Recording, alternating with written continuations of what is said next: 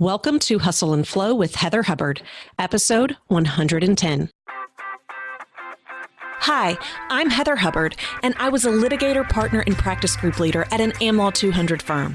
I know what it takes to rise to the top. I also know all too well the toll it can take on your personal life. So how do you shine bright without burning out? How do you embrace your ambition without selling your soul? You're listening to the Hustle and Flow podcast. Welcome back. I am your host, Heather Hubbard, and I am so excited to share today's guest with you. She is someone that I look up to. I really consider her to be a role model, and I know you are going to be so inspired today. So our guest is Shelley Zalis. She is the founder and CEO of the Female Quotient and the Girls Lounge, as well as the co-founder of the See Her movement. She was the first female CEO ranked in the research industry's top 25, and I am so excited to have her on today. Shelley, welcome to the podcast. Oh, Heather, I'm so happy to be here, and thank you for such a nice introduction. So I know you've been focusing on advancing equality the last few years, although that's always been important to you. Will you share for the listeners your story of, I'm familiar with, OTX and selling that, but if you can kind of go back to the beginning of what your career looked like in the corporate world to today. It's a journey that is very nonlinear, and you can actually say that I zagged when others zigged. And so not only was I a chief executive officer, a CEO, but I was very well known as a chief troublemaker, mainly because my entire career, I think I broke all the rules that made no sense for me rising the ranks, and I had to rewrite the rules for myself along the way. And this was in a day and age where I did not have permission to bring that unique perspective to the table. So I had to ask for forgiveness later. I started my career over 35 years ago, quite a long time ago, in market research. And I really used to follow all the rules. I came in early, I stayed late, I offered to help everyone. And it really was my first review where I walked into my review with a male boss, and I thought I was going to get this huge raise and this huge promotion. And, wah. It was a horrible review. And it was a 6-page typed review. We only had typewriters at the time. And it told me, a few things that were good about me. I was great with building relationships and a good listener and, an out-of-the-box thinker. But then everything else was negative. And it was that I pushed the team, too hard. I brought in new ideas and expected everyone to run with the new ideas. And I had timelines that were unrealistic and, all these things that I didn't do right. And it was that moment of truth for me where I had two options: to look at my boss and say, you're right, I should just be an order taker and, and color in the lines, or say what I said, which was, gosh, you're so wrong. And one day you're going to regret this decision. And he looked at me and he goes, okay. And 35 years later, we're still great friends. And, we talked about it recently. And I kept that letter, actually, because it was a real moment of truth for me. And I call it heartbeat moments. It wasn't a cognitive moment where I rationalized my decision. It was a heartbeat moment of who was I, where did I want to go, and who could I really become? I always say I hire for passion, train for skill. And so from that day on, I followed my heart. And I ended up leaving and starting my own research company, breaking all the rules that made no sense and writing the new ones, and created the uncorporate culture. And that was my company called OTX. I pioneered online research. So if you've ever taken one of those horrible, long, shitty surveys on the internet, sorry, not sorry. I'm the mother of that invention. And of course, went on to build, the fastest growing online research company in the world. And then sold it 8 years ago to Ipsos, the third largest research company globally in the world. And that's really how my journey evolved. And today, I left 3 years ago to start a company called the Female Quotient, which is in the business of equality. So I went from the business of research to the business of equality. So talking about you being the CEO, right? So you were in a company where, maybe you weren't really appreciated for what you were doing. So yesterday I was with women from all over the country, and they were talking about how can you be assertive as a woman, because it's often seen as a negative when you're trying to go out and get business, right? These are female partners in very large law firms. And how can you be as assertive as men? And so I'm curious, because when you became the CEO, right, and you're out getting business, how do you deal with that? How do you deal with trying to get business, to grow your brand, grow your business while, dealing with mostly men? That's such a great question. And I think that, women are always told we're too bossy. And we've talked a lot about this. And Sheryl Sandberg says, you're not bossy, you have executive presence. And I think we need to own that presence that we possess and what makes us unique and what makes us different. We talk about the future is female. The future is actually feminine, because plenty of men have feminine qualities, plenty of women have masculine qualities. It's the masculine feminine, the masculine, linear, decisive, analytic, aggressive, the feminine, nurturing, empathetic, collaborative, visual, storytelling, contextual. Those are amazing strengths that we possess, that we should not hide those and conform to what we think is the expectation of great leadership or great relationship builders.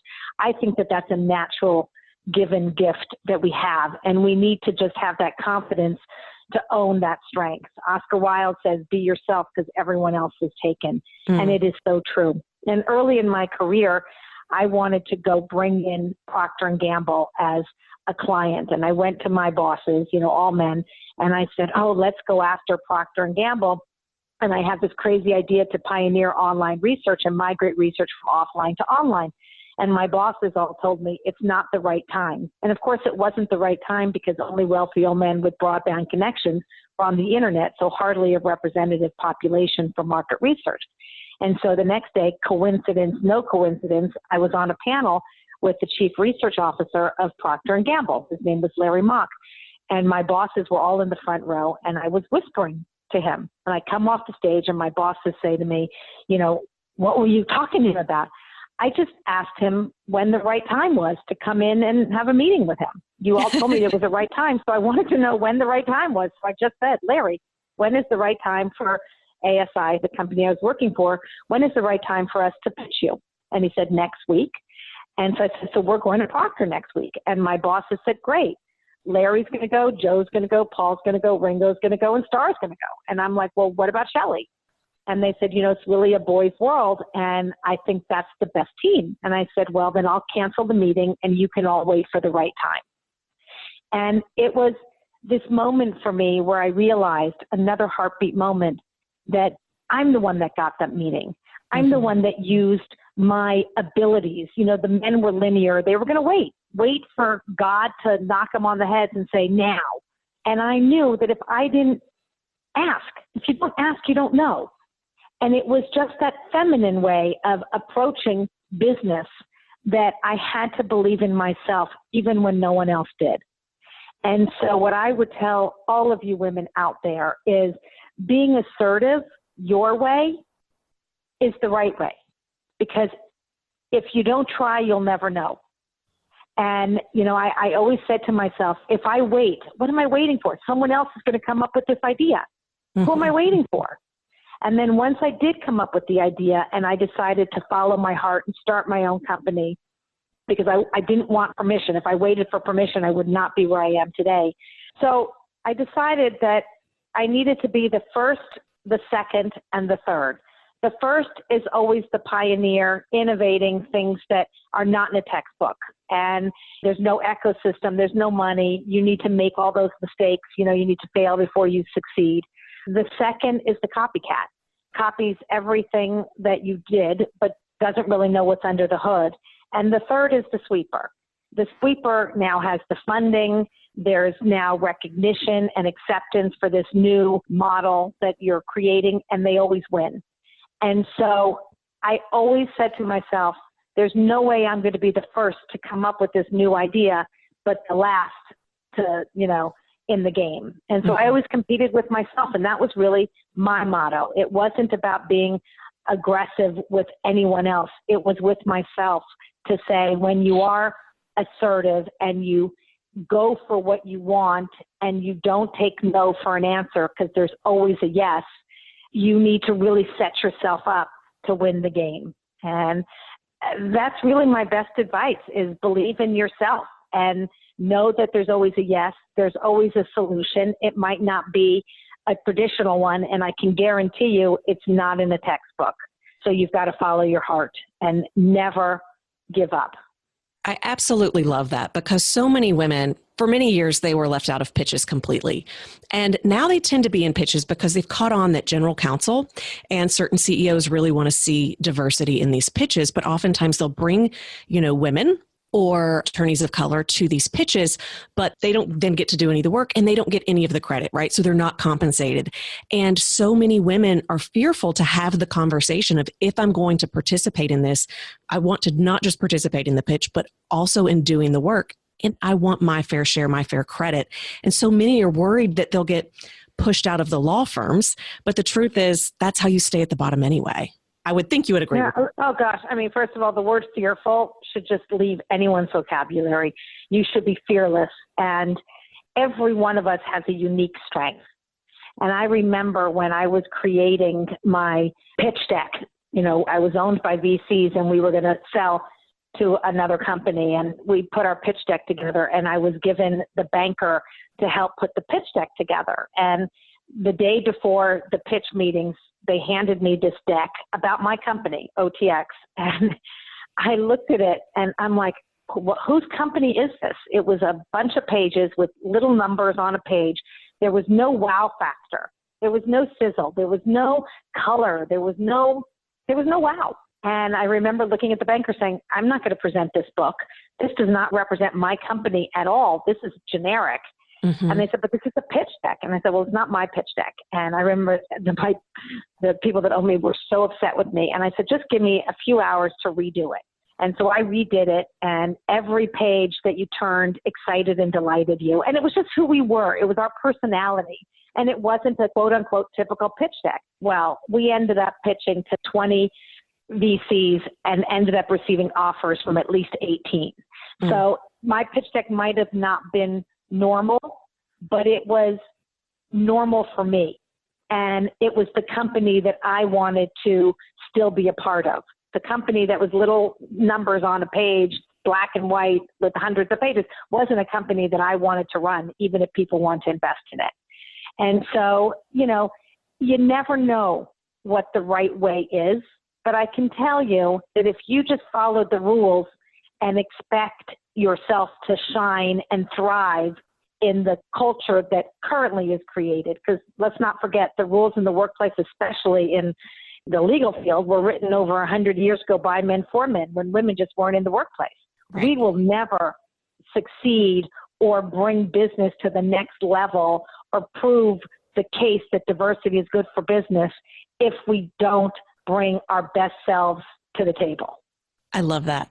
And take that seat. No one's going to give it to you. Take the seat at the table. It's just really amazing when you have a long table and it's open seating and you walk into a board meeting or into a meeting. Women never sit at the head of the table. Sit at the head of the table. Someone's going to. Let it be you.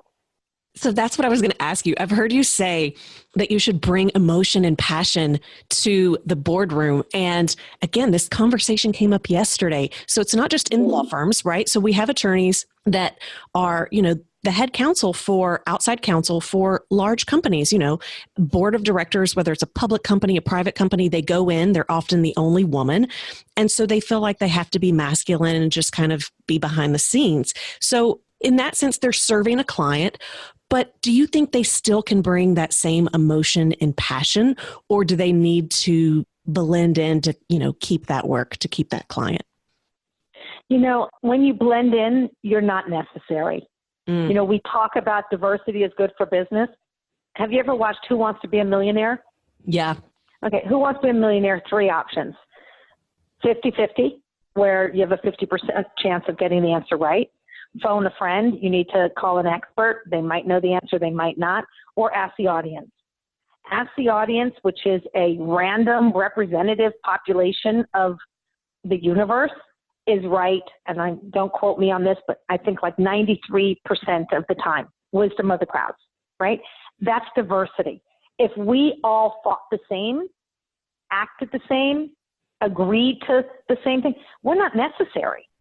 So it really, when I was told, I sold my company and I was sitting at a board meeting with 24 people, 2 women, the rest were men, and we were integrating my 250 employees into the big organization. And they were making decisions about my team that just weren't right. And I remember having a very passionate, opinion about it, where I said, that's not where these people fit. This is what their skill set is. This is what, drives them and their, purpose and passionate about. And I was brought afterwards aside and I said, Shelley, there's no room for emotion in the boardroom. And what did I do the next day? I wrote a speech called Bring Emotion to the Boardroom. I presented it at a conference with 2,000 people. And I decided I'm just going to flip the script. And it's not true. Purpose, passion, people are the most important pieces of business. It's not just about numbers and moving numbers and, looking at people as if they're numbers and I'll put this number here and this number here. This is about the human element of business. And I believe that the best leaders today have purpose and passion in their DNA. And so I decided I'm not going to accept status quo. I'm going to flip the script and transform the conversation to acknowledging the importance of these aspects. And that's what I did. And I didn't have a choice because they were wrong. and by the way, even if I'm wrong, I'm willing to be wrong about that because I will make that wrong the new right, at least for me in my world. I love that.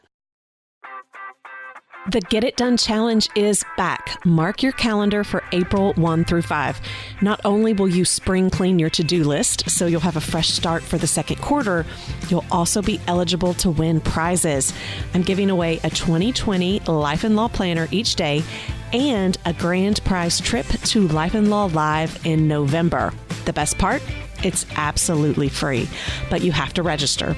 Sign up at getitdonechallenge.com. Now back to the episode.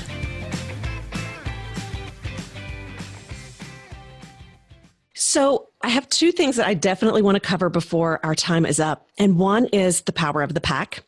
I would love for you to share that story. I shared on my social media, there was a recent article that came out from Northwestern and Notre Dame about how 75% of high-ranking women have female-dominated inner circles. Compared to men, it's just really the size of their network that helps them lift up. And you really did coin this term, power of the pack. Can you share how that's really helped you in your own career and what that movement even looks like, which I know kind of led to the Girls Lounge? Thank you. I always say a woman alone is power. Collectively, we have impact. And women historically have been so competitive at the top because there's such a scarcity of jobs. But what we have found is when we collaborate, we are truly better together. And it all started, as you mentioned in my introduction, I was the only female CEO in the top 25 my entire career in market research.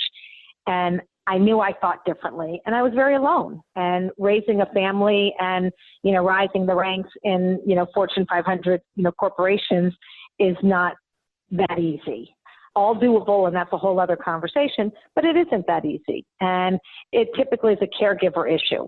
Caregivers are still predominantly women, and also the best characteristics of leaders are, caregiving characteristics. So it's one of those oxymorons, which is why we need to rewrite the rules so that we all can thrive in the workplace. But I decided I wanted to go to CES, the Consumer Electronics Show in Las Vegas, and I heard there was 150,000 plus people with less than 3% were women. And in the market research world, put me at every conference, I pretty much know everyone. I'm an old lady in this business. I've been around. But I didn't know anyone in this conference, and it was intimidating. Even for a CEO, I didn't want to go by myself. And so what do? You invite your girlfriends. So I called 4 girlfriends. I said, I'd like to go to this show. Will you go with me? And by the way, invite your girlfriends as well. And 24 hours later, 50 women showed up. And 2 remarkable things happened. One, all the guys' heads turned. 50 women, power women, walking the floor in a tech conference. All these guys' heads like, where did all you women come from? And that's when I coined the phrase, a woman alone is power, collectively we have impact. And it was a power of the pack moment. It was just this real powerful moment. And the second thing that happened was a confidence moment. I was surrounded by women just like me, sharing our stories, the good, bad, and the ugly, and giving each other advice, real advice from women who have been there, done that. And it was just this breath of fresh air. It was a confident moment for me, realizing that we can lead the way with our strengths and our values. And that's when the Girls Lounge was born. There was a boys club, the opposite of boy girl, the opposite of club lounge. Now we have a girls lounge where women are the majority. We act and feel the way we want to. We bring our strengths to the table. We find our voice. We stand up. We stand out. We stand together. We collaborate. And the next day we had 100 women. By day 3, I had the penthouse suite at the Four Seasons, and we had 150 women, and we were doing more business with one another. We all had big budgets, and we just started sharing and learning and growing together. And it was just an amazing dynamic. And that's how the Girls Lounge was born. And men, of course, were always welcome, but they were the minority in our space, but they all felt comfortable and they all felt like they belonged. And now a few years later, we've connected over 17,000 corporate women globally to one another, men joining the conversations. So the Girls Lounge has now evolved to becoming the FQ Lounge, female quotient, the FQ Lounge. When you add women to any equation, there's a return on equality, and it's called the home of equality at. So the FQ Lounge, home of equality at the World Economic Forum. The FQ Lounge, home of equality at CES, the home of equality at ANA, the home of equality at Harvard University. So we've been opening pop-up spaces at big industry conferences, and we are about to open permanent spaces in university campuses in over 116 countries. That is amazing. And I hope one day that you will come to one of the legal conferences. And if we can ever be of assistance with that, you know, we do a good job. Some are better than others, but especially in the tech, like legal tech, it's crazy how few women are there. And you definitely can feel alone. Yeah. Yeah. That is so Well, you're powerful. never alone because you have the pack with you no matter what. And when you think about the legal field, truthfully, it's a big issue because, you know, I always talk about breaking the rules and writing the new ones. The legal field needs to do the same thing if we want to see more female partners. And, you know, it's not about 1-1-1. I think that there's a minimum threshold of 30%. We need to flip the balance to at least 30% to create a transformation in culture, putting more of everything at every level. And, you know, in the legal field, partners are rewarded based on how much time they spend, you know, with clients and how much business they bring in versus the talent that they have. And so when you think about caregiving responsibilities, it's very hard for women if they are the primary caregiver. And by the way, if men are primary caregivers, they would have the same issue, but that becomes a challenge. Right. And so until we rewrite the rules in law firms of qualification to become partner, we will always have a dearth, a scarcity of women, of female partners in law firms. So Absolutely. Please invite me. I would love to come and participate in anything and everything, you know, happening in the legal field. Absolutely. And for those that are at law firms, they're all part of women's initiatives. We've been trying for decades to make meaningful change. We're making it, but it is way, way too slow. What are some of the resources at the Female Quotient that they can use, that they can go to help them as they're not only paving their own path in their career, but in trying to get their firms on board to having a more, you know, diverse workplace? Well, I think, first of all, gender equality is not a female issue. It's a social and economic issue. Women are 50% of the population, so we can't just talk to ourselves. So I think there are two things that we can do. One, we do plenty of days within a law firm, bringing the women together to create Power the Pack and have conversations about how we can, you know, have work-life balance and, you know, all of those kinds of conversations. But more importantly, we need men to be part of the solution. And so having an equality conversation within the organization with leadership on how can we, you know, rewrite the rules for life stage. You know, Ariana Huffington told me 2 years ago at Davos at the World Economic Forum, She said, Shelley, I don't know why we do exit interviews. It's always too late. Everyone's gone. Why don't we do entry-level interviews? And then I started thinking, well, why don't we do life stage profiling? At every stage of life, we have different needs. And if you truly want to attract and retain the best talent, we need to accommodate people at every stage of life. And, you know, it will save you a lot of money. It will make you a lot of money because you'll end up with people that are passionate and happy in the workplace versus, you know, really struggling with getting it all done. So there's plenty of benefits, you know, that are tangible and intangible around that. So I guess my best advice, you know, visit our website or call me, and we are happy to come and work with anyone in any law firm on creating a day, a lunch and learn with women alone, getting advice from women who have been there, done that, or with leadership, men and women, talking about the policies that we could help influence that would allow the best talent to rise to the top and not just the available talent. Yes. Thank you so much for sharing that. And one last thing I do want to talk about, because I know you're the co-founder of the See Her movement with the Association of National Advertisers. And I believe Reed Smith joined as a member last year. I've seen several of their videos where they are trying to tell the stories of some of their female partners. Is this something where other law firms could get involved? Absolutely. Listen, this is a movement. I would say we went from a moment to a movement, and it is so sticky, and anyone we talk to just says yes because it's such an easy concept to embrace. Mm-hmm. Hashtag see her. If you can see her, you can be her. Hashtag see her. I started this movement with Gail Tifford. She was formerly at Unilever. Now she's at WW, formerly Weight Watchers. And I had brought a lot of power women, corporate women from the female quotient to the White House. We spent a lot of time with Michelle Obama, the First Lady, on Let Girls Learn and educating girls around the world, educate a girl, educate a family.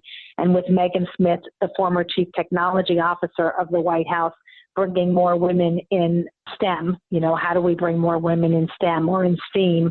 And then with Rosie Rios, the former Treasurer of the United States, to get Harriet Tubman on the front of the $20 bill. So we spent a lot of time, you know, in the White House working on implementing new policies so that more women could be seen, because we've historically been written out of history.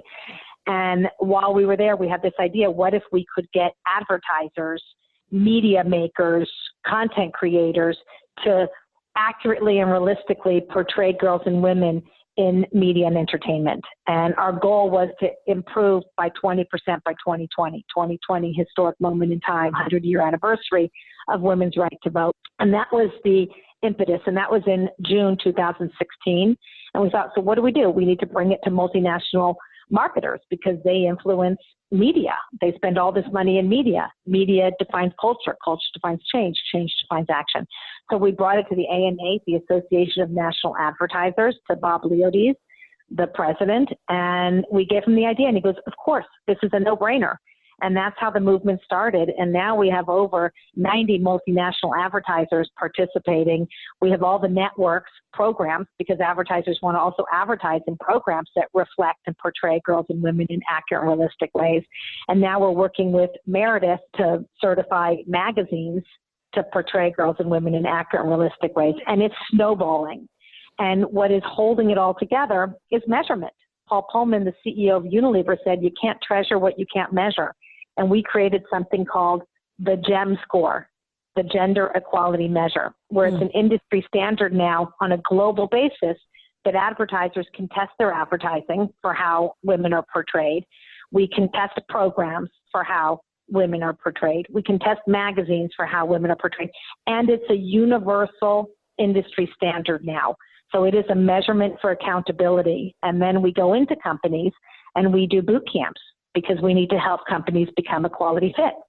And we show them how their advertising is working and how they can improve it. And we are really helping leadership become conscious of their unconscious. You know, I always say that equality is a choice, unconscious bias is an excuse. Mm-hmm. If we tell you that your advertising is objectifying women, or we make you aware of the fact that there's a wage gap, or you have a leaky pipeline, or that there's no accountability with equality as a KPI, that's not unconscious anymore. That's conscious.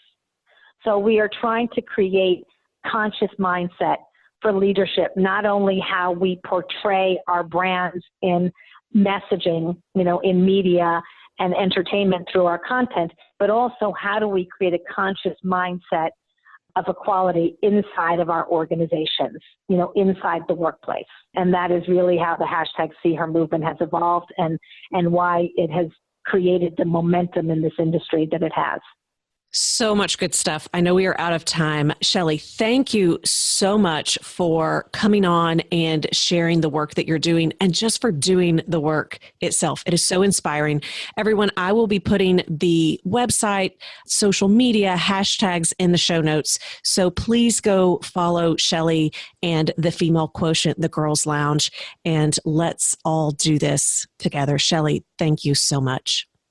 No, Heather, you're fantastic. And thank you for having this conversation and helping all of us activate solutions for change. Thank you. I am super excited to announce that the Life and Law Planner is officially here. It is more than just a calendar. It is a full planning system. If you want to take back your days, your weeks, your months, and your year, order your planner now.